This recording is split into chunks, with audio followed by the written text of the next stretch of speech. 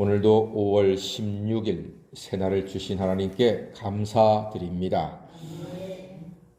엘리야를 섬기던 여인이 큰 시험을 만났습니다. 여인의 외아들이 갑자기 사망을 하게 되었습니다.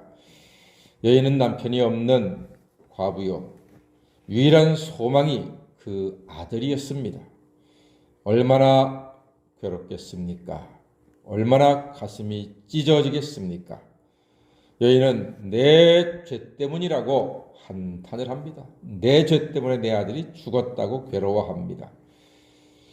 내 아들을 죽게 하려고 내게 왔습니까? 라고 엘리야에게 자기의 울분을 쏟아냈습니다. 절규합니다.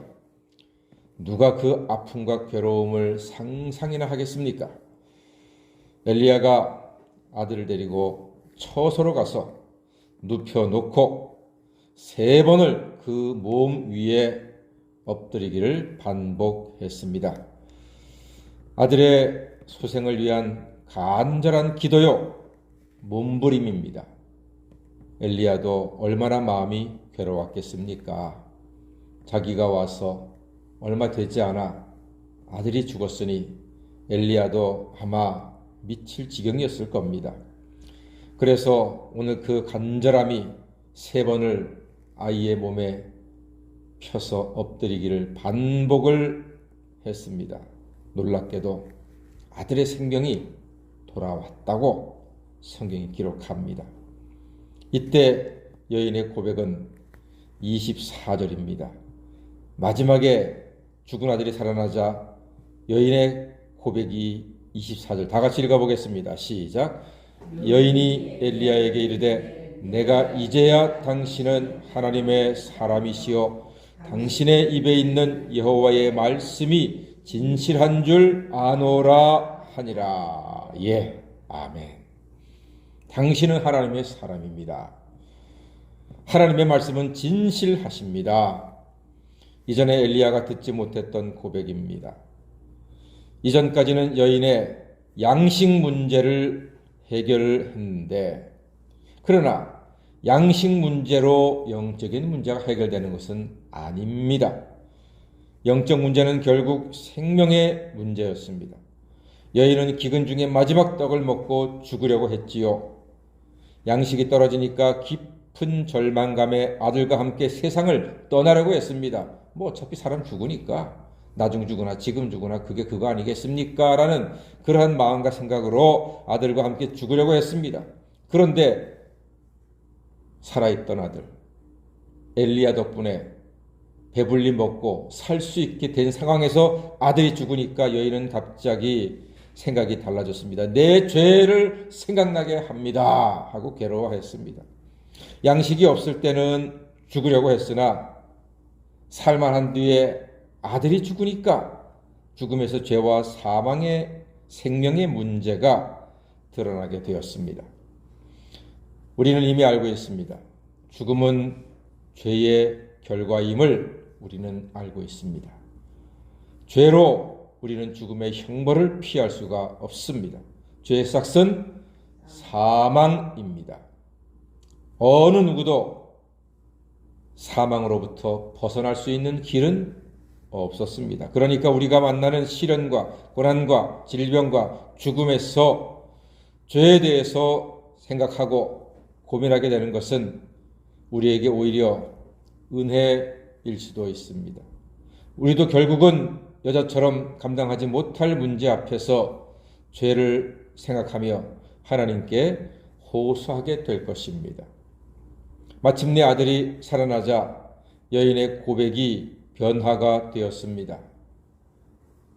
아들이 죽자 내가 죄인이다, 내가 죄인입니다, 내 죄가 생각납니다 했던 여인이 아들이 살아나자 24절처럼 당신은 하나님의 사람이요 하나님의 말씀은 진실합니다 라는 고백으로 변화가 된 것입니다. 놀랍고도 큰 변화입니다. 여기서 우리는 부활신앙의 힘을 볼 수 있습니다.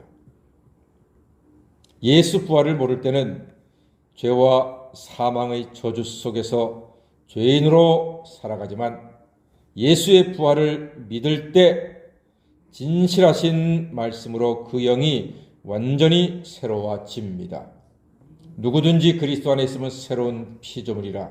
이전 것은 지나갔으니 보라 새 것이 된 줄 믿습니다. 여러분, 예수 부활을 모를 때와 예수 부활을 믿을 때는요, 완전히 다른 인생이 되는 겁니다. 예수 부활을 모를 때는 한 세상 대충 살아간다 하지만 부활을 알고 난 다음에는 두렵고 떨림으로 구원을 이루는 복된 삶을 살 수 있습니다. 부활을 모를 때는 사람이니까 죄도 짓지 하며 살다가 부활을 믿을 때 부활의 주여 나의 죄를 용서하여 주시옵소서. 내 죄가 용서받고 구원받게 될 줄로 믿습니다. 라고 기도하게 됩니다. 부활을 모를 때는 고난은 팔자소간이었지만 부활을 믿은 다음에는 내가 환난 중에도 즐거워하나니 이런 환난은 인내를, 인내는 연단은, 연단은 소망을 이루는 줄 알미니라 고백하게 됩니다. 부활을 모를 때는 죽음은 저주요 종말이었지만 부활을 믿은 다음에는 예수 안에서 부활을 기다리는 것이 바로 잠이다. 부활을 모를 때는 죽음이 저주고 종말이었는데 예수 부활을 믿는 순간 죽음은 저주고 종말이 아니라 예수님의 재림을 기다리는 잠자는 사람으로 변화가 되는 것입니다. 그래서 성경은 말합니다. 자는 것이 아니라, 죽은 것이 아니라 잔다.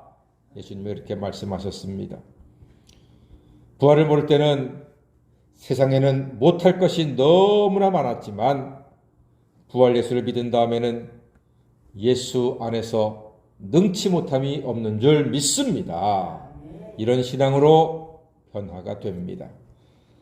사랑하는 여러분, 우리도 부활 신앙으로 생명도 회복하고 능력도 회복하고 담대하게 우리의 인생길 하루하루 믿음으로 승리하며 나아가시는 하나님의 자녀가 다 되시기를 주님의 이름으로 간절히 축원합니다. 아멘. 기도하겠습니다.